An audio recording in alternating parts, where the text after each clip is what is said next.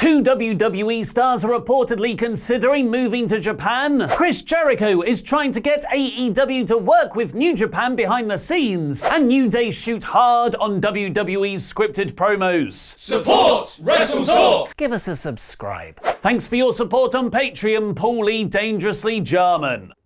Hello and welcome to the WrestleTalk Super News! I'm Ollie Davis. Before last year, WWE was the girlfriend that broke up with you. It very rarely happened the other way round, with them routinely releasing mass groups of talent every 6 months. But suddenly, at the start of 2019, which I'm sure has absolutely no connection with the launch of All Elite Wrestling, it was the wrestlers that started saying to WWE, "Nah babes, we're done." Last year saw Hideo Itami, Goldust, Ty Dillinger, Mike Kanellis, TJP, Dean Ambrose, Jim Ross, Mike Kanellis, Luke Harper, Jordan Miles, The Ascension, Mike Kanellis, Sasha Banks, Sin Cara, and Mike Kanellis, all either reportedly asking for their releases or just letting their contracts expire, with some actually being granted. But not Mike Kanellis, no matter how many times he tries. And 2020 appears to be no different, with two high-profile women wrestling names also reportedly being tempted away from WWE. Current Women's Tag Team Champion Kairi Sane and top NXT heel Io Shirai. And it's a story that begins all the way back in 2016.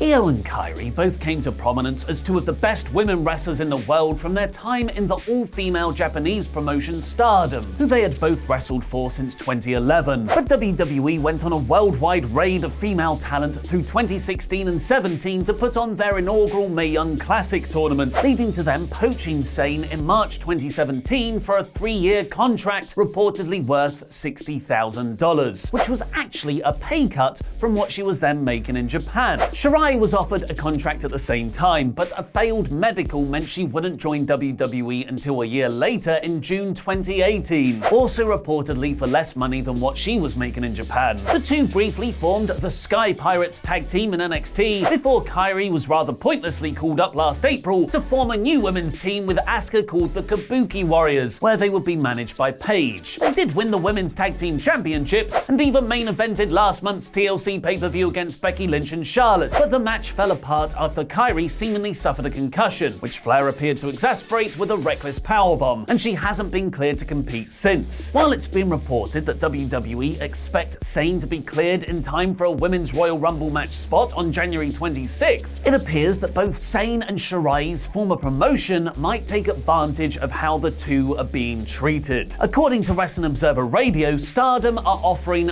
big money to Io and Kairi to return to Japan. This follows Stardom being bought by New Japan's parent company Bushiroad late last year, and it seems the new owners have huge plans for the promotion, which has already seen the first ever women's match being put on in New Japan's Wrestle Kingdom show over the weekend, and now potentially bringing back two of the biggest women wrestling stars in Japan from the last decade. Bushiroad director Takakai Kadani has already said in interviews that he's trying to get Sane and Shirai back in Stardom, as they're investing more money in the promotion and need big stars. And Sane's WWE deal is thought to expire in just a few months, with her 3-year deal presumably finishing in March 2020. And Dave Meltzer previously reporting she's definitely expressed interest in exploring other options. But he's now also added what Shirai's feelings are on the whole situation.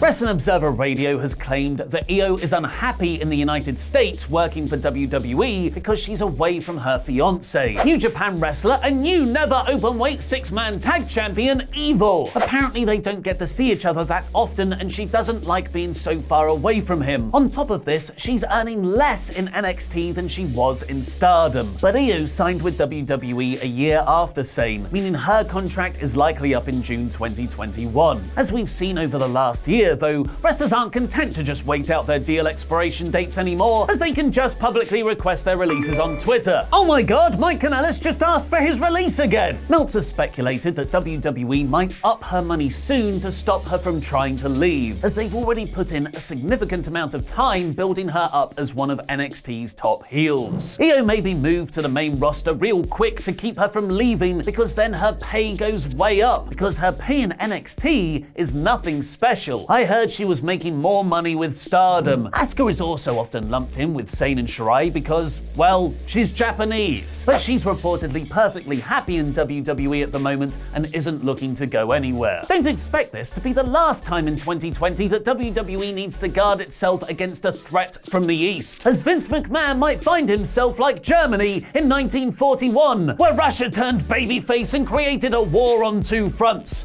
Which, I suppose, yes, in that case I am comparing WWE to Nazi-era Germany, but purely on a battle strategy perspective. I'm not saying that after Kenny Omega, the Young Bucks and Cody Rhodes left New Japan after last year's Wrestle Kingdom 13, suddenly gutting the promotion of its main event non-Japanese talent, NJPW has been understandably frosty towards the new American promotion they went to start, AEW, with Dave Meltzer even reporting last summer that those initials were forbidden backstage in New Japan. But it seems AEW president Tony Khan has a New Year's resolution: squash that beef. Squash that beef. Squash that beef. Chris Jericho has revealed that it was him who pitched the idea of putting an AEW title shot on the line in his non-title Wrestle Kingdom 14 match against Hiroshi Tanahashi yesterday, and Khan approved it. As Jericho won, it now appears this was nothing more than a very effective promotional tactic to build excitement around the match, and not Khan and New Japan signing off on a bigger working relationship. But New Japan's Japanese commentators did frequently bring up AEW in the show. The title was heavily featured in the Jericho vs Tanahashi match, and the crowd did react loudly to the championship belt. All good signs that something could be worked out between the two sides later down the line. Right now, though, there's no proper relationship behind the scenes. But Le Champion himself, Chris Jericho, has vowed in his post-match Wrestle Kingdom interview to make this happen. The forbidden door is closed, but I don't think it needs to be closed. Put aside all of the hurt feelings and egos, put aside all of the issues and politics, and concentrate on great wrestling matches and big business. I can see the amount of money that we could make together with AEW and New Japan, both here in Japan and in the United States, and Canada, and England, and Australia, and all around the world. So even though I beat Tanahashi tonight, I would be more than willing to wrestle him again anytime, and I'll be willing to give him an AEW title shot. And Okada, and Naito, and Suzuki, and Ibushi, and Ospreay. Jericho's words shouldn't be taken lightly, as he reportedly has a lot of backstage sway in AEW, and now he's gone on a few other wrestlers excited about the idea.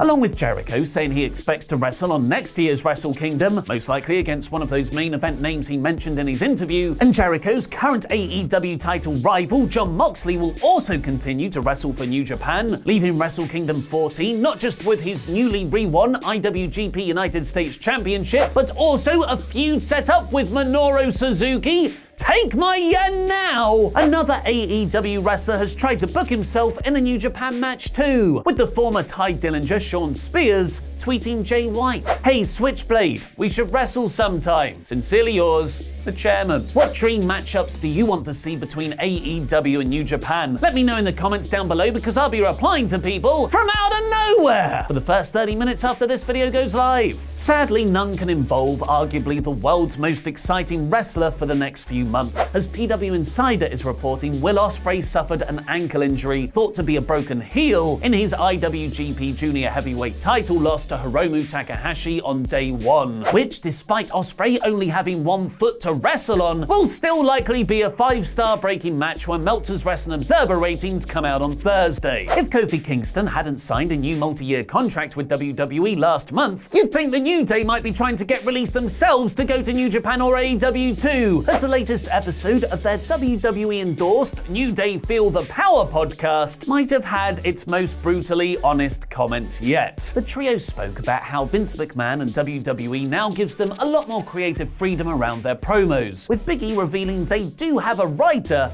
but it's their direction. We don't write our own promos, but we are given promos, and oftentimes we're able to say, we don't really care for this, so we're not going to say that. So we huddle in a room for an hour and come up with what we want to say. Our creative process is so fun and easy and organic. I don't like when we have a writer. There's 3 of us and we'll have a writer in the room, just lingering. It's always easier for the 3 of us to go into a room, sequestered, and just hash things out. We start popping ourselves and getting on a roll to make things more creative and more us. I don't want to take shots at anyone, but if we read what was given to us on a regular basis, trash. Xavier Woods jumped in and tried to frame the trash comment a bit more diplomatically. There are certain situations where, if you have someone writing for you that doesn't have similar life experiences or sense of humor, it's harder for them to write in your voice. That's something we ran into. The real reason has been revealed why Liv Morgan made her shock return as Lana's lover. Click the video on the right to find out more, and watch mine and Luke's full review of yesterday's excellent Wrestle Kingdom 14 show by clicking the video below that.